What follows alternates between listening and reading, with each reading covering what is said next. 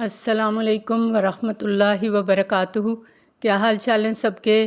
اللہ تعالیٰ آپ کو، آپ کے پیاروں کو اپنے حفظ و امان میں رکھے، آمین۔ اللہ کے بابرکت نام کے ساتھ اپنا آج کا سبق شروع کرتے ہیں۔ اعوذ باللہ من الشیطان الرجیم، بسم اللہ الرحمن الرحیم۔ رب اشرح لی صدری ویسر لی امری واحلل عقدۃ من لسانی یفقہوا قولی واجعل لی وزیرا من اہلی ربنا زدنا علما ربنا زدنا علما ربنا زدنا علما اللہم فقہنا فی الدین، آمین۔ قرآن مجید میں آتا ہے کل نفس ذائقۃ الموت۔ یہ آیت ہم سب ہر وقت دہراتے رہتے ہیں، کوئی بھی بات ہو فوراً یہ آیت ہماری زبان پر آ جاتی ہے۔ کبھی غور کیا آپ نے اس کے اوپر کہ ہر ذی روح کو موت کا مزہ چکھنا ہے؟ یہ نہیں کہا کہ ہر ذی روح کو موت آنی ہے، یہاں پر ذائقہ کا لفظ آیا ہے۔ اور ذائقہ کسے کہتے ہیں؟ ٹیسٹ کو۔ کوئی بھی چیز آپ کھاتے ہیں تو آپ کیا کہتے ہیں؟ کیسا ذائقہ ہے؟ نمکین ہے، پھیکا ہے، میٹھا ہے، کڑوا ہے، مختلف ذائقے ہوتے ہیں نا۔ اور سائنس کہتی ہے کہ ہر انسان کے چکھنے کی حس مختلف ہوتی ہے۔ اگر کسی کو کوئی چیز ناپسند ہے تو اسے اس کا ذائقہ برا لگے گا، وہی چیز کسی کو پسند ہے تو اسے اس کا ذائقہ بہت اچھا لگے گا۔ اور چیز کا ذائقہ کس چیز پر منحصر ہوتا ہے؟ اس میں ڈالے گئے اجزاء پر منحصر ہوتا ہے۔ اسی طرح ہر شخص کی موت کا ذائقہ اس کے اعمال کے مطابق ہوگا۔ ہر ایک کا ذائقہ دوسروں کی موت سے مختلف ہوگا۔ یہ میری موت ہے تو ذائقہ بھی مجھے ہی چکھنا ہے، لہٰذا مجھے ابھی سے اپنے معاملات کو، اپنے اعمال کو درست کرنا ہے تاکہ موت کا ذائقہ کڑوا نہ لگے۔ اور مجھے یہ جاننا ہے، سمجھنا ہے کہ ملک الموت آج مجھے چھوڑ کر کسی اور کے پاس گیا ہے، کل وہ کسی اور کو چھوڑ کر میرے پاس بھی آئے گا۔ مجھے اپنا بچاؤ کرنا ہے، اس کے لیے تیاری کرنی ہے۔ موت ہم سب کے کانوں میں گدگدی کرتی ہے، وہ کہتی ہے ایام معدودات، یہ تھوڑے سے دن ہیں تمہاری زندگی کے، جو گزارنے ہیں تم نے گزارو، میں آ رہی ہوں۔ اللہ تعالیٰ سے دعا ہے کہ اللہ تعالیٰ ہمارا خاتمہ بالخیر فرمائے، آمین۔ آج ہمارا رمضان 2026 کا آخری سیشن ہے اور ہم نے کوشش کی ہے کہ قرآن کی منتخب آیات کی روشنی میں ہم سب اپنا محاسبہ کریں، قرآن کے آئینے میں خود کو رکھیں، اپنی غلطیاں، اپنے عیب خود تلاش کریں، اپنے جج خود بنیں، اپنی عدالت خود لگائیں، خود کو خود کٹہرے میں کھڑا کریں، تاکہ یہ رمضان ہمارے اندر سے ہر اس بات کو نکال دے جو اللہ تعالیٰ کو ناپسند ہے، اور ہم ہر وہ چیز اپنا لیں جس سے اللہ محبت کرتا ہے۔ ہمیں ان اسباق کی روشنی میں اپنی اصلاح کرنی ہے، ہر روز اپنا جائزہ لینا ہے، ہر روز اپنے عیب تلاش کر کے ان کو نکالنا ہے اور اچھی عادات کو اپنانا ہے، اور اللہ تعالیٰ سے دعا بھی کرنی ہے کہ وہ ہمارا حامی و ناصر ہو، آمین۔ اور ایک بات پلے سے باندھ لیں، جس چیز کی کوئی گارنٹی نہیں ہے نا، اسی کا نام زندگی ہے، اور جس کی فل گارنٹی ہے اس کا نام موت ہے۔ اور ہماری پوری زندگی ایک کتاب کی مانند ہے جس کا پہلا صفحہ پیدائش ہے، آخری صفحہ موت ہے، درمیان کے صفحات ہمارے خالی ہیں۔ جب ہم اس دنیا میں آتے ہیں یہ ہمیں خود لکھنے ہوتے ہیں، جو پسند ہے اس میں لکھ لیں، بس ایسا کچھ لکھنا ہے کہ جب ہمیں حکم آئے اقرأ کتابک، پڑھ اپنا کتاب، تو ہمیں کوئی شرمندگی نہ ہو، اپنا اعمال نامہ پڑھتے ہوئے ہم فخر کر سکیں کہ ہم نے دنیا میں رہ کر اللہ کی فرما برداری کے ساتھ زندگی گزاری ہے۔ ہر روز رات کو سونے سے پہلے نا اپنے آپ سے پوچھا کریں، آج پورے دن میں میری ذات سے کتنے لوگوں کو فائدہ پہنچا۔ ایک اور سوال بھی اپنے آپ سے پوچھا کریں، آج کے پورے دن میں میری ذات سے کتنے لوگوں کو تکلیف پہنچی، کیونکہ انہی سوالات کی بنیاد پر ہمارا اعمال نامہ تیار ہو رہا ہے جو عنقریب ہمیں تھما دیا جائے گا۔ آج ہم سورۃ قاف کی آیت نمبر 16 سے 23 تک پڑھیں گے۔ ان آیات میں انسان کو اس کی حقیقت بتائی جا رہی ہے، اور جب تک ہم اپنی حقیقت کو نہیں جانتے نہ ہم اپنی اصلاح کر سکتے ہیں اور نہ ہی ان لوگوں میں شامل ہو سکتے ہیں جنہوں نے کہا ربنا اللہ، رب ہمارا اللہ ہے، ثم استقاموا، پھر وہ اس پر جم گئے، ثابت قدم ہو گئے، پھر دائیں بائیں نہیں پھسلے، انہوں نے اللہ کو رب مان لیا اور اللہ کے راستے پر استقامت اختیار کر لی۔ بسم اللہ الرحمن الرحیم۔ وَلَقَدْ، اور البتہ یقیناً، خلقنا الانسان، پیدا کیا ہم نے انسان کو، وَنَعْلَمُ، اور ہم جانتے ہیں، مَا تُوَسْوِسُ، جو خیال لاتا ہے، بِہِ، ساتھ اس کے، نفسہ، اس کا نفس، وَنَحْنُ، اور ہم، اقرب، زیادہ قریب ہیں، الیہ، طرف اس کی، من حبل الورید، رگِ گردن سے۔ حبل رسی کو کہتے ہیں اور ورید گردن کو کہتے ہیں۔ حبل الورید کہتے ہیں گردن کی رگ، جس کو ہم شہرگ بھی کہتے ہیں۔ اللہ تعالیٰ نے فرمایا کہ ہم نے انسان کو بنایا ہے اور ہم اس کے دل میں اٹھنے والے خیالات کو بھی جانتے ہیں، کیونکہ دل بھی اللہ نے ہی بنایا ہے۔ ایک اور جگہ سورۃ ملک میں آتا ہے، الا یعلم من خلق، کیا وہی نہ جانے گا جس نے تمہیں پیدا کیا؟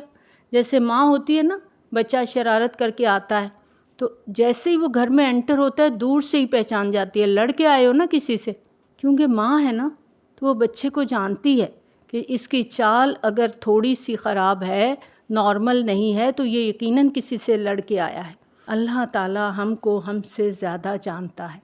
اللہ تعالیٰ ہمارے دل میں اٹھنے والے ایک ایک خیال کو جانتا ہے۔ اور وسوسے کیوں آتے ہیں؟ یہ کیا ہوتے ہیں؟ وسوسے ہماری آنکھیں اور کان اور دل کے دروازے ہیں۔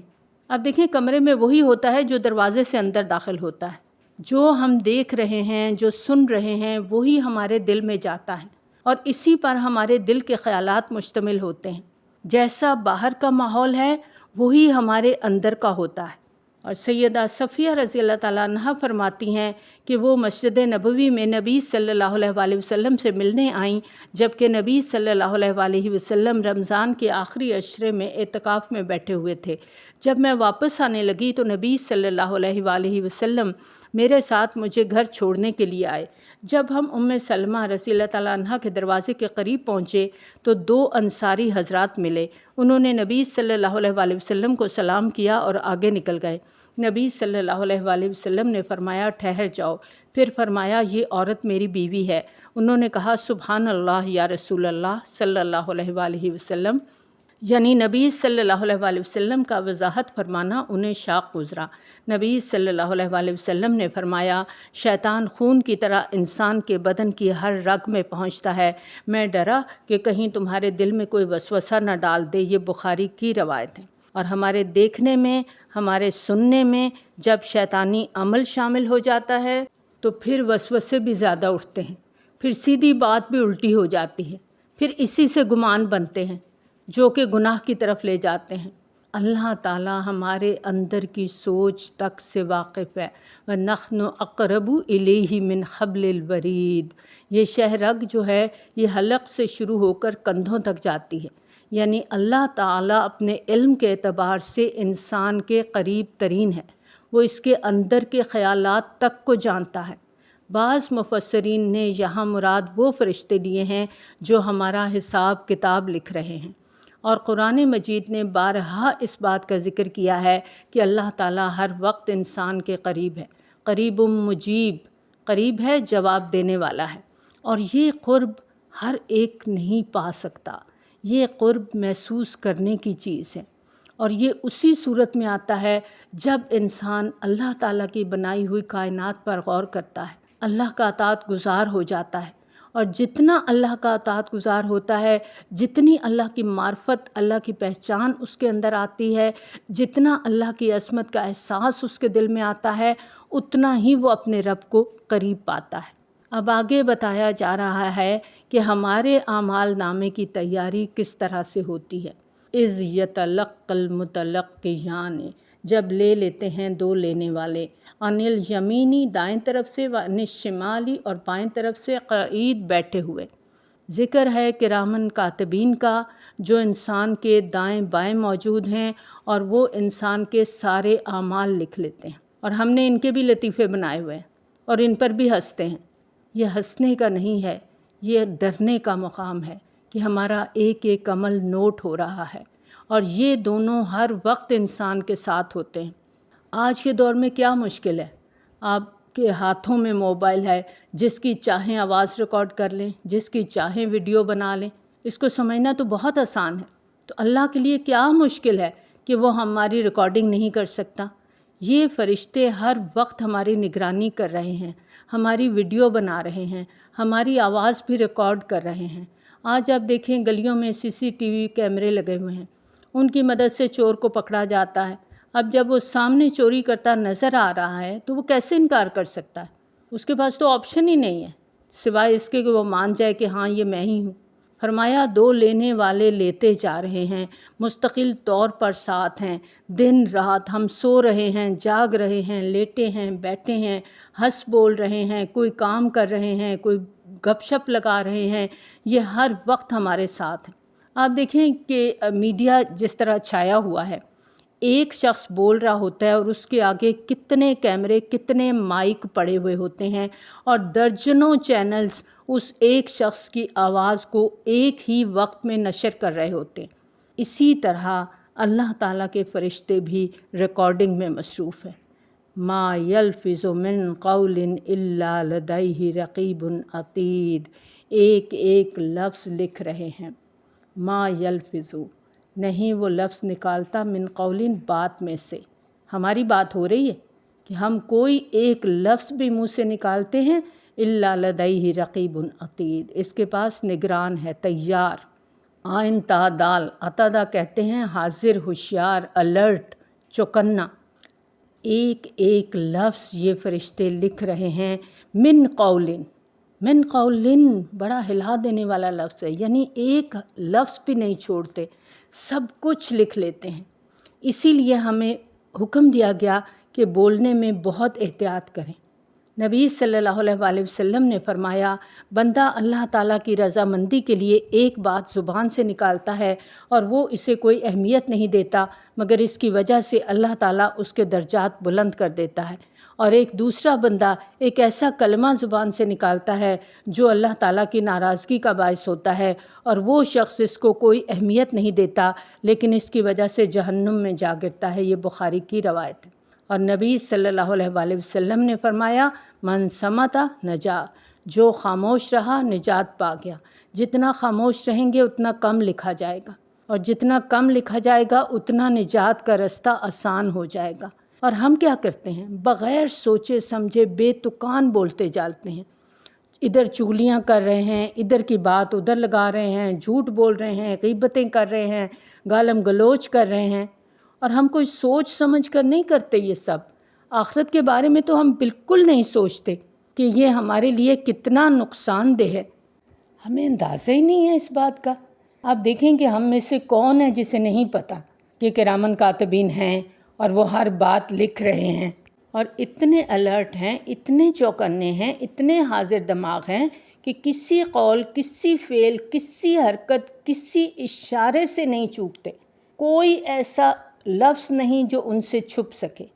اب دیکھیں ہم جب انسانوں کی بات سن رہے ہوتے ہیں تو ہم اکثر پوری بات نہیں سن پاتے، نہ لکھ پاتے ہیں، لیکن یہ مکمل الرٹ ہیں، چوکنے ہیں، ہر بات لکھ رہے ہیں۔ ہم منہ میں بڑبڑائیں، ہم اشاروں سے بات کریں یا کسی مختلف زبان میں بات کریں، وہ سب لکھ رہے ہیں۔ زبان اللہ تعالیٰ کی بہت بڑی نعمت ہے۔ اللہ تعالیٰ نے ہمیں بولنا سکھایا ہے، اس زبان کی ہمیں قدر کرنی ہے، اس کا درست استعمال کر کے۔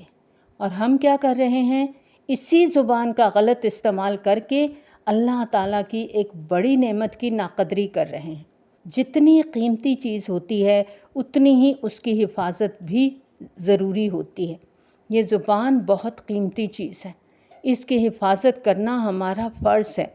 اب دیکھیں ہمارے ہاتھ تھک جاتے ہیں، پاؤں تھک جاتے ہیں، بازو تھک جاتے ہیں، ہم کہتے ہیں پٹھے تھک گئے ہیں، اور کیونکہ ہڈیوں سے بنی ہوئی ہے نا پوری باڈی، تو تھک جاتی ہے، اور یہ زبان بغیر ہڈی کے بنی ہے۔ بول بول بول کے، گھنٹوں بول کے، کبھی آپ نے کسی کے منہ سے نہیں سنا کہ ہائے بول بول کے میری زبان تھک گئی ہے۔ اللہ تعالیٰ نے اس کو نرم بنایا ہے، اور کیوں نرم بنایا ہے؟ تاکہ نرم الفاظ استعمال کریں۔ یہ جو آیت ہے نا، ما یلفظ من قول الا لدیہ رقیب عتید، اس کو ذہن میں بٹھا لیں، یاد کر لیں، ہر وقت اس کو دہرایا کریں، اور ہر وقت اپنے آپ کو سناتی رہیں کہ میرا ایک ایک لفظ لکھا جا رہا ہے۔ اگر ہو سکے نا تو یہ جو اپنے موبائل ہے نا، ان کے اوپر چپکا لیں کہ یہ جو 2 گھنٹے ہم گفتگو فرماتے ہیں، اس میں ہم کیا باتیں کرتے ہیں؟ ذرا سوچیں، ما یلفظ من قول، نہیں نکلتا ہمارے منہ سے کوئی لفظ الا لدیہ رقیب عتید، مگر اسے لکھنے کے لیے نگران تیار بیٹھے ہیں۔ آپ دیکھیں، جب ہم اللہ کی بات بتا رہے ہوتے ہیں، دین کی بات بتا رہے ہوتے ہیں، ہم بعض اوقات کنفیوز ہو جاتے ہیں۔ اسٹوڈنٹس کی جب پریزنٹیشن ہوتی ہے بہت پریشان ہوتے ہیں، کنفیوز ہوتے ہیں، ہائے کیسے بولیں گے، کیسے بتائیں گے؟ اللہ کی بات بتاتے ہوئے بھی کنفیوز ہیں۔ کیوں؟ کیونکہ سب لوگ سنیں گے، سب دیکھیں گے، لیکن جب ہم محفلوں میں بیٹھے ہوتے ہیں، الٹا سیدھا بول رہے ہوتے ہیں، نہ کنفیوز ہوتے ہیں، نہ پریشان ہوتے ہیں، اور بھول جاتے ہیں ما یلفظ من قول الا لدیہ رقیب عتید۔ اور یہ جو زبان کا چسکا ہے نا، یہ ہمارے جسم کو، ہماری روح کو، دونوں کو بیمار کر دیتا ہے۔ اب دیکھیں، کوئی خوراک ایسی ہوتی ہے جو ہماری صحت کے لیے اچھی نہیں ہوتی، لیکن ہم صرف زبان کے چسکے کے لیے اس کو کھاتے ہیں، تو پھر کیا ہوتا ہے؟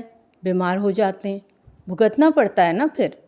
اسی طرح زبان کا جو چسکا ہے، بولنے کا جو چسکا ہے، لوگوں کی باتوں کو سننا اور آگے سے تبصرے کرنے کا جو چسکا ہے، یہ ہماری روح کو گندا کرتا ہے، روح کو بیمار کرتا ہے۔ نجات چاہیے، جنت چاہیے، سب کو چاہیے، ہر کوئی چاہتا ہے جنت میں جانا، تو نسخہ ہاتھوں میں ہے، ہماری جسمانی روحانی تندرستی کا نسخہ ہے کہ اس زبان کو تھام لیں، اس زبان کو قابو میں کر لیں۔ اچھا، ہمارا حال کیا ہے؟ ہر وقت ہم دوسروں کی طرف دیکھتے رہتے ہیں، اچھا اس کے گھر میں آج کیا پکا، کیا کھایا انہوں نے، کدھر گئے، کدھر نہیں گئے، اس کے گھر میں کون آیا، کون گیا، وہ ایسا ہے، وہ ویسا ہے۔ اس کے گھر کا تو عجیب ہی سسٹم ہے، مجھے تو سمجھ ہی نہیں آتی وہ کیسے گھر چلاتی ہے۔ کیوں ہم دوسروں کی فکر میں گھلتے رہتے ہیں؟ اگر اپنے بارے میں کوئی فکر ہے تو کیسی فکریں ہم نے پالی ہوئی ہیں؟ میرے پاس فلاں برانڈ کے کپڑے ہوں، میرے پاس میچنگ جیولری ہو، میرے پاس برانڈڈ جوتے ہوں، میرے پاس امپورٹڈ بیگ ہوں۔ کبھی سوچا فلاں جیسا عمل ہو، فلاں جیسا صبر ہو، فلاں جیسا اخلاق ہو؟ اپنی ذات سے ہمیں بہت محبت ہوتی ہے، لیکن کتنی عجیب محبت ہے کہ سب سے زیادہ بے فکری ہمیں اپنے بارے میں ہے۔ مولانا رومی رحمۃ اللہ علیہ فرماتے ہیں، ظاہری گفتگو غبار کی مانند ہے، خاموش رہنے کی عادت ڈال، اس غبار کو بیٹھنے دے تاکہ تیرے باطن کا راستہ کھلے۔ اب ہمارے کرنے کا کام کیا ہے کہ ابھی ہمارے پاس مہلت ہے، وقت ہے کہ ہم اپنی ذات پر کام کریں، اور یہ بڑی اہم اسائنمنٹ ہے، اور اسی کو ہم بھولے ہوئے ہیں، اسی پہ کام نہیں کر رہے، اور اسی پر ہماری اخروی زندگی کا رزلٹ ہے کہ ہم اپنی ذات کی صفائی کریں، اندر کی دھلائی کریں۔ جس طرح مالی ہوتا ہے نا، ہر وقت پودوں کی کانٹ چھانٹ کرتا ہے، ڈیلی بیسس پہ باغ کی صفائی کرتا ہے، خودرو جھاڑ جھنکار نکال کے باغیچے کو حسین بنا دیتا ہے۔ ہمیں بھی اپنی کانٹ چھانٹ خود کرنی ہے، لغویات سے اپنی زندگی کو مائنس کرنا ہے۔ سب چیزیں جو لغو میں آتی ہیں ان کو اپنی زندگی سے مائنس کر دیں، تاکہ جب ہمارا اعمال نامہ اس دنیا کے جانے کے بعد، ہمارا اعمال نامہ جو تیار ہوگا وہ علیین میں رکھا جائے، اور جب ہمیں کہا جائے اقرأ کتابک، جب ہم اس کو کھولیں تو خوشی سے پھولے نہ سمائیں کہ پوری زندگی کی جو اسائنمنٹ میں نے بنائی، آج میرا A+ گریڈ آ گیا، کیونکہ یہ زندگی کی کتاب ہے جو ہم خود لکھ رہے ہیں، ہم بول رہے ہیں اور فرشتے لکھ رہے ہیں، تو سب ہم ہی لکھ رہے ہیں نا، ہمارا بولا ہوا ہی وہ لکھ رہے ہیں۔ کیونکہ ایسا نہ ہو کہ جب ہمارا اعمال نامہ ہمیں دکھایا جائے تو ہمارے پاس سوائے حسرت کے، ندامت کے اور کچھ بھی نہ ہو، پچھتاوے سے ہم ہاتھ ملتے رہ جائیں، جیسا کہ سورۃ نبا میں آتا ہے یوم ینظر المرء ما قدمت یداہ ویقول الکافر یا لیتنی کنت ترابا، جس دن دیکھے گا شخص جو آگے بھیجا اس کے ہاتھوں نے، اور کافر کہے گا اے کاش میں مٹی ہو جاتا، میں مٹی میں مل کے مٹی ہو جاتا، میں دوبارہ نہ اٹھایا جاتا، نہ میرا حساب کتاب ہوتا۔ اور اسی طرح زندگی گزر جاتی ہے، ہم سوچتے ہی رہ جاتے ہیں یہ بھی کریں گے وہ بھی کریں گے، اچھے کام کریں گے، لیکن کب کہاں بلاوا آ جاتا ہے یہ ہم میں سے کوئی بھی نہیں جانتا۔ اب جب بلاوا آ جاتا ہے وجاءت سکرۃ الموت بالحق، اور آ گئی سختی موت کی ساتھ حق کے، ذالک ما کنت منہ تحید، یہ جو تھا تو اس سے بھاگتا، یہ وہی ہے جس سے تو بھاگتا تھا۔ موت سے بھاگتے ہیں نا ہم، موت کی سختی آئے گی اور حق کے ساتھ آئے گی، اور جنت اور جہنم کے بارے میں جو کچھ اللہ تعالیٰ نے قرآن مجید میں بتا دیا وہ بالکل سچ ہے، حق ہے۔ آج ہمیں اس بات کا یقین نہیں آتا، لیکن جب موت آ جائے گی تو سب کچھ نظر آنے لگے گا۔ جیسے ہی موت کی بے ہوشی چھائے گی سب سامنے آ جائے گا۔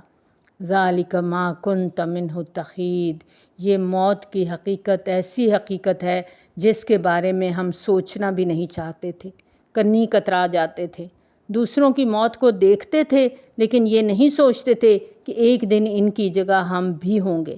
جہاں موت کی بات ہوئی ادھر ادھر بھاگنے لگے۔ اب دنیا میں ہم کتنا بھی بھاگ لیں، کتنا بھی چھپا لیں اپنے آپ کو، اللہ تعالیٰ نے فرمایا نا مضبوط قلعوں میں اپنے آپ کو بند کر لو، لیکن موت کا فرشتہ تو وہاں بھی آ جائے گا۔ ایک دن آئے گا جب ہم پکڑے جائیں گے، جب ہم بھاگ نہیں سکیں گے۔ آپ دیکھیں الفاظ کی ریکارڈنگ کے فوراً بعد موت کا ذکر ہے کہ موت کی بے ہوشی حق لے کر آ پہنچی ہے۔ وجاءت سکرۃ الموت بالحق ذالک ما کنت منہ تحید، جس کو تو دور سمجھتا تھا، جس کی یقین کی حالت سے تو غافل تھا، آج سب حق سامنے آ گیا، موت نے سب پردے ہٹا دیے۔ وَنُفِخَ فِي الصُّورِ ذَلِكَ يَوْمُ الْوَعِيدِ، اور جب سور پھونک دیا جائے گا تو وعدے کا دن آ جائے گا۔ اور یہ ایک بہت بڑی حقیقت ہے کہ ہر شخص کی موت ہی اس کی قیامت ہے، اور یہ انفرادی ہے۔ پھر وہ دن آئے گا جب سور پھونک دیا جائے گا اور بتا دیا جائے گا کہ یہ وہ دن ہے جس کے بارے میں تمہیں پہلے آگاہ کیا گیا تھا۔ ذالک یوم الوعید، تمہیں قرآن کے ذریعے سے، احادیث کے ذریعے سے بتا دیا گیا تھا۔ وجاءت کل نفس معہا، اور آ گیا ہر شخص ساتھ اس کے سائق، ایک ہانکنے والا، و شہید، اور ایک گواہ۔ یعنی جب قیامت قائم ہو جائے گی، سور پھونک دیا جائے گا، اب وہ منظر دکھایا جا رہا ہے کہ ہر شخص اس حال میں آئے گا کہ اس کے ساتھ ایک ہانک کر لانے والا اور ایک گواہی دینے والا ہوگا۔ اور یہ دونوں کون ہوں گے؟ تبری کی رائے ہے کہ یہ دونوں فرشتے ہیں۔ ایک گھسیٹ کر انسان کو حشر کے میدان میں لائے گا۔ سائق اس شخص کو کہتے ہیں جو جانوروں کو یا کسی جماعت کے پیچھے رہ کر اسے کسی خاص جگہ پر لے کر جاتا ہے۔ ڈرائیور کو بھی سائق کہا جاتا ہے۔ حشر کے میدان میں وہ کس طرح لائے گا یہ اللہ تعالیٰ ہی جانتا ہے۔ اور دوسرا فرشتہ اعمال پر گواہی دے گا کہ یہ اسی کا اعمال نامہ ہے، اور ہو سکتا ہے کہ یہ کرامن کاتبین ہی ہو جو انسان کو اس کے مقام تک پہنچانے آئیں گے، کیونکہ اعمال نامہ ان کے ہاتھ میں ہوگا اور وہ اعمال نامہ لے کر آئیں گے۔ رزلٹ کے وقت کلاس ٹیچر ساتھ ہی ہوتا ہے نا، تو یہ بھی تو رزلٹ کا وقت ہوگا، نتیجے کا وقت ہوگا، تو اس وقت بھی یہ گواہ ساتھ ہوگا، اور یہ اعمال نامے کا گواہ ہوگا کہ میں نے جو کچھ لکھا ہے وہ حق لکھا ہے۔ لقد كنت فی غفلۃ، البتہ یقیناً تھا تو غفلت میں، من ھذا، اس سے، فکشفنا، تو کھول دیا ہم نے، عنک، تجھ سے، غطاءک، تیرا پردہ، فبصرک الیوم حدید، تو نگاہ تیری آج بہت تیز ہے۔ اسی سے تم غافل تھے، اسی دن کو تم بھولے ہوئے تھے۔ آج آپ دیکھیں، ہم سب اپنے آپ کو چیک کریں ذرا، ٹٹولیں اپنے آپ کو، قیامت سے، موت سے ہم سب غافل ہیں۔ دن میں، ہفتے میں، مہینے میں، چلیں سال میں، کتنی مرتبہ ہم قیامت کو یاد کرتے ہیں، موت کو ہی یاد نہیں کرتے، قیامت کو کیا یاد کرنا ہے۔ کتنی دفعہ یہ سوچ ہماری آتی ہے کہ جو کچھ میں بول رہی ہوں، جو کچھ میرے منہ سے ادا ہو رہا ہے، ما یلفظ من قول، ایک ایک لفظ جو میری زبان سے نکل رہا ہے وہ سب کچھ لکھا جا رہا ہے، اور اس وقت کہا جائے گا کہ تو غفلت میں تھا، اگر تجھے یاد ہوتا کہ اعمال نامہ لکھا جا رہا ہے اور تیری پیشی ہوگی تو نافرمانی نہ کرتا، تو اسی کو بھولا ہوا تھا، اسی سے غفلت میں تھا۔ فَكَشَفْنَا عَنْكَ غِطَاءَكَ، اس روز سارے پردے ہٹ جائیں گے، اب صاف نظر آ رہا ہے۔ دنیا میں تو دیکھتا نہیں تھا، آج تمہیں سب صاف نظر آ رہا ہے۔ وَقَالَ قَرِينُهُ هَٰذَا مَا لَدَيَّ عَتِيدٌ، اور کہے گا ساتھی اس کا یہ جو میرے پاس تھا حاضر ہے۔ قرین سے مراد وہ گواہ ہے جس کے پاس اعمال نامہ ہوگا۔ وہ گواہ اللہ کی عدالت میں پہنچ کر اعمال نامہ پیش کر دے گا، جیسے جج کے سامنے وکیل فائل پیش کرتا ہے، یعنی ایک ہانک کر کٹہرے تک لے جائے گا، دوسرا اعمال نامے کی فائل پیش کر دے گا، وہ کہے گا میں نے اپنا کام پورا کر دیا، یہ اعمال نامہ حاضر ہے۔ سورۃ کہف کی آیت نمبر 49 میں آتا ہے وَوُضِعَ الْکِتَابُ، اور رکھ دی جائے گی کتاب، یعنی ہر ایک کا اعمال نامہ اس کے ہاتھ میں ہوگا اور سب کا اعمال نامہ پیش کر دیا جائے گا۔ فَتَرَى الْمُجْرِمِينَ، تو تم دیکھو گے مجرموں کو، مشفقین، ڈرنے والے، مما فیہ، اس میں سے جو اس میں ہے۔ مجرم اس کتاب سے خوف کھا رہے ہوں گے، اپنے ہی اعمال نامے سے ڈر رہے ہوں گے۔ یہ بالکل ایسے ہی ہے نا کہ بعض دفعہ کوئی ہماری مووی بنا لے، اب ہمیں پتہ ہی نہیں ہے، اب دیکھتے ہوئے ڈرتے ہیں، سب کے سامنے دکھائی جا رہی ہے، پتہ نہیں کیا نکلے گا، پتہ نہیں کیا سامنے آئے گا، کیونکہ مجھے تو پتہ ہی نہیں تھا، بے دھیانی میں میں نے پتہ نہیں کیا حرکت کی ہوگی۔ کسی نے مووی بنا لی تو دیکھیے کتنا خوف ہے کہ پتہ نہیں کیا ہوگا۔ لیکن جب ہم اس دنیا میں جی رہے ہیں تو ہم کتنا محتاط ہو کے زندگی بسر کر رہے ہیں، کتنا ہمارے اندر وہ تقویٰ ہے کہ مجھے اپنی زبان کو قابو میں رکھنا ہے، کیونکہ میرا اعمال نامہ لکھا جا رہا ہے۔ ما یلفظ من قول الا لدیہ رقیب عتید۔ ہم تو اس انتظار میں ہوتے ہیں کہ موقع ملے اور دوسرے کو رگڑ ڈالیں، اب سوائے افسوس کے اور کچھ نہیں ہوگا۔ یہ بالکل منظر آپ امیجن کریں کہ جب سالانہ امتحان کا رزلٹ آتا ہے اور رپورٹ کارڈ تقسیم کیے جاتے ہیں تو جو اسٹوڈنٹس فیل ہوتے ہیں وہ اپنا رپورٹ کارڈ کھولتے ہی نہیں ہیں، کیونکہ ڈر رہے ہوتے ہیں، انہیں پتہ ہوتا ہے کہ اندر کیا ہے۔ اب اس دن مجرم ڈر رہے ہوں گے مما فیہ، اس میں سے جو اس میں ہے، یعنی اعمال نامے میں جو کچھ لکھا ہے اس سے ڈر رہے ہوں گے۔ وَيَقُولُونَ، اور وہ کہیں گے یا ویلتنا، ہائے ہماری کمبختی، ما لِهَذَا الْكِتَابِ، یہ کیا ہے یہ کتاب، لا یغادر صغیرۃ ولا کبیرۃ، نہیں وہ چھوڑتی کوئی چھوٹی اور نہ کوئی بڑی بات۔ بدقسمتی، اس وقت پچھتائیں گے، چیخیں گے، چلائیں گے، یا ویلتنا، ہماری بدقسمتی ہے، ما لِهَذَا الْكِتَابِ، یہ کیسی کتاب ہے، لا یغادر صغیرۃ ولا کبیرۃ، اس نے تو کوئی چھوٹی کوئی بڑی بات نہیں چھوڑی، ہر بات کو الا احصاها، گن گن کے لکھا ہوا ہے، شمار کر کے لکھا ہوا ہے۔ ابن عباس رضی اللہ تعالیٰ عنہ اس آیت کی تفسیر میں فرماتے ہیں کہ چھوٹی بات سے مراد کسی مومن کے ساتھ کیے گئے مذاق پر مسکرانا، اور بڑی بات سے مراد کسی مومن کے ساتھ کیے گئے مذاق پر ہنسنا ہے۔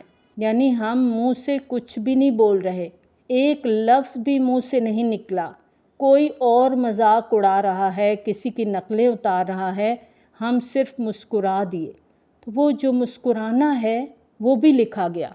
وہ کیا ہے؟ صغیرتاً، چھوٹی بات، اور اگر کہکہا لگا لیا تو وہ بھی لکھا گیا، اور وہ کیا ہے؟ کبیرہ، بڑی بات، ہلا دینے والی بات ہے نا۔ یعنی کسی کا کوئی اور مذاق اڑا رہا ہے، کسی کی کوئی اور نقلیں اتار رہا ہے، تو ہماری مسکراہٹ، ہمارا کہکہا وہ بھی نوٹ ہو گیا ہے۔ اور صرف اس کتاب نے سارے کے سارے عمل لکھے نہیں ہیں، الا احصاها، ایک ایک لمحے کو شمار کر رکھا ہے، پورا انڈیکس ساتھ ہوگا، کون سی بات کہاں لکھی ہے سب فوراً کھول کر دیکھا جا سکے گا۔ پوری زندگی میں کتنے جھوٹ بولے، کتنی غیبتیں کی، کتنی چغلیاں لگائیں، کتنے تانے دیے، سب کو شمار کر کے لکھا ہوا ہوگا۔ کتنے لاکھ، کتنے ہزار جھوٹ بولے، پھر ہر عمل کے پیچھے نیت کیا تھی وہ بھی لکھا ہوا ہوگا۔ یعنی صرف معلومات اکٹھی نہیں کی گئی ہوں گی بلکہ نتائج بھی سامنے رکھے جائیں گے۔ مارکنگ ہو کے ہمیں وہ دیا جائے گا کہ یہ عمل تھا، یہ نیت تھی، اب اس کا یہ رزلٹ ہے۔ سورۃ یاسین میں آتا ہے نا وَكُلَّ شَيْءٍ أَحْصَيْنَاهُ فِي إِمَامٍ مُبِينٍ، سب کچھ ایک کھلی کتاب میں گن کر لکھا ہوا ہوگا۔ طبرانی کی روایت ہے کہ غزوہ حنین سے فارغ ہو کر صحابہ کرام رضی اللہ تعالیٰ عنہم ایک میدان میں جمع ہوئے تو نبی صلی اللہ علیہ وآلہ وسلم نے فرمایا، جاؤ جسے کوئی لکڑی، کوئی گھاس، کوئی کوڑا کو ملے وہ لے آؤ۔ صحابہ کرام رضی اللہ تعالیٰ عنہم کہتے ہیں ہم سب ادھر ادھر ہو گئے، چھال، لکڑی، پتے، کانٹے، جھاڑ جھنکار جو بھی ملا لے آئے، ڈھیر لگ گیا۔ نبی صلی اللہ علیہ وآلہ وسلم نے فرمایا، اس ڈھیر کو دیکھ رہے ہو؟ اسی طرح گناہ جمع ہو کر ڈھیر لگ جاتا ہے۔ اللہ سے ڈرتے رہو، بڑے گناہوں سے بچو، کیونکہ سب لکھے جا رہے ہیں اور شمار کیے جا رہے ہیں۔ جو خیر اور شر، جو بھلائی اور برائی جس نے بھی کی ہوگی وہ قیامت کے دن موجود پائے گا۔ اب یہاں وہ میدان میں تھے، کھانا پکانا تھا، اس کے لیے ایندھن درکار تھا۔ فرمایا جو ملے لے آؤ، تو سب لے آئے تو ڈھیر لگ گیا کہ اتنے بڑے لشکر کا کھانا آسانی سے پک جائے۔ ہم اپنے ساتھ کیا کرتے ہیں؟ کبھی سوچا ہے؟ اور چھوٹے چھوٹے گناہ تو ہم صرف یہ سوچ کر کرتے ہیں کہ اس کی تو خیر ہے، یہ تو معمولی سا جھوٹ ہے، کوئی بات نہیں، بول لیا تو کیا ہے، اور بغیر وجہ کے بولتے ہیں۔ پھر تھوڑی سی دل کی بھڑاس ہی نکالی ہے نا، غیبت تو نہیں کی، اور کرتے کرتے ہم اتنا کوڑا اکٹھا کر لیتے ہیں کہ قیامت کے روز وہ کوڑا بڑا ڈھیر بن کر جلانے کے لیے کافی ہو جائے گا۔ اور اسی صورت میں سورۃ کہف کی آیت نمبر 29 میں آتا ہے، احاط بہم سرادقها، بڑے بڑے شعلے ہوں گے، اتنے بڑے شعلے کہ انسان ان میں گم ہو کر رہ جائے گا۔ وَوَجَدُوا مَا عَمِلُوا حَاضِرًا، اور وہ پائیں گے جو انہوں نے عمل کیے حاضر، ہر عمل وہاں حاضر ہوگا، جو کیا ہوگا وہ حاضر کر دیا جائے گا۔ اعمال اچھے ہیں تو اچھے دوست کی شکل میں سامنے حاضر کر دیے جائیں گے، ہر چیز سامنے دکھا دی جائے گی، انسان کے عمل کو مادی شکل دے دی جائے گی۔ بہت قرآن پڑھنے والا، سمجھ کر عمل میں لانے والا، اس کے ساتھ اپنی اصلاح کرنے والا، قبر میں قرآن اس کا ساتھی بنا دیا جائے گا۔ اسی طرح زکوٰۃ نہ دینے والے کے بارے میں آتا ہے کہ اس کا مال گنجے سانپ کی شکل میں اس کی گردن میں لپیٹ دیا جائے گا، اور حاضر وہی چیز ہوتی ہے جو نظر آتی ہے۔ تو ایک تو یہ کہ جو بھی اچھا یا برا عمل ہے وہ سامنے کتاب کی صورت میں موجود ہوگا، اعمال نامے میں لکھا ہوا ہوگا۔ دوسرا یہ کہ اس کے اعمال اس کی اچھی یا بری سزا کے لیے یا جزا کے لیے کچھ اور شکل اختیار کر لیں گے، ہوں گے عمل ہی، جو کیا ہوگا وہی سامنے آئے گا، جو آج کریں گے وہی کل ملے گا، وہی لوٹایا جائے گا۔ کہتے ہیں نا جو بو گے وہی کاٹو گے، اچھا دیں گے تو اچھا صلہ ملے گا۔ جب اللہ کے لیے دینا ہوتا ہے تو ہمیں کیا کرنا چاہیے؟ لَن تَنَالُوا الْبِرَّ حَتَّىٰ تُنْفِقُوا مِمَّا تُحِبُّونَ، ہرگز تم نیکی کے اس لیول کو نہیں پہنچ سکتے جب تک وہ چیز اللہ کی خاطر خرچ نہ کرو جو تمہیں بہت پسند ہے، کیونکہ دیتے وقت ہم ردی بیکار چیزیں خیرات کر کے سمجھتے ہیں ہم نے بہت بڑا کام کر دیا، تو جیسا دیں گے ویسا ہی کل پائیں گے۔ آج اگر ہم نیکی میں بخل کر رہے ہیں تو پھر کل ویسا ہی صلہ ملے گا۔ وَلَا يَظْلِمُ رَبُّكَ أَحَدًا، اور جو کچھ اس دن ملے گا سب ویسا ہی جیسا دنیا میں دیا تھا۔ آج ہم نے بڑھاپا جو ہے نا اپنا وہ اللہ کے لیے رکھ چھوڑا ہے، جب اور کچھ کرنے کو نہیں ہے تو اب اللہ کے ہو جائیں، اللہ سے جڑ جائیں، تو جیسی نیت ہوگی ویسا ہی اجر ملے گا، کسی پر ظلم نہیں ہوگا، ہر ایک کو اس کے اعمال نامے کے مطابق جزا سزا دی جائے گی، کسی کے ساتھ زیادتی نہیں ہوگی۔ دعا ہے رب کریم سے کہ اللہ تعالی ہماری برائیاں ہم سے دور کر دے، اللہ تعالی ہمیں نفس مطمئنہ عطا فرمائے، اللہ تعالی ہمیں دنیا میں رہ کر آخرت کی تیاری کی توفیق عطا فرمائے۔ یا اللہ جب ہم اس دنیا سے جائیں، جب روز قیامت تو ہمیں بلائے تو یا اللہ ہمارا اعمال نامہ ہمارے دائیں ہاتھ میں رکھنا۔ یا اللہ ہمیں اپنے عرش کے سائے تلے جگہ دینا۔ یا اللہ پل صراط کا سفر ہمارے لیے آسان کر دینا۔ یا اللہ ہمیں حوض کوثر کا پانی نصیب فرمانا، جنت الفردوس میں اعلیٰ مقام عطا فرمانا، اور جب ہم تیری جنت کی طرف جا رہے ہوں تو فرشتے ہمارے لیے استقبالیہ کلمات کہنے والے ہوں، یا ایتھا النفس المطمئنہ ارجعی الی ربک راضیۃ مرضیہ فادخلی فی عبادی وادخلی جنتی، آمین ثم آمین۔ وآخر دعوانا ان الحمد للہ رب العالمین۔ سبحانک اللہم وبحمدک، نشہد ان لا الہ الا انت، نستغفرک ونتوب الیک۔ السلام علیکم ورحمۃ اللہ وبرکاتہ۔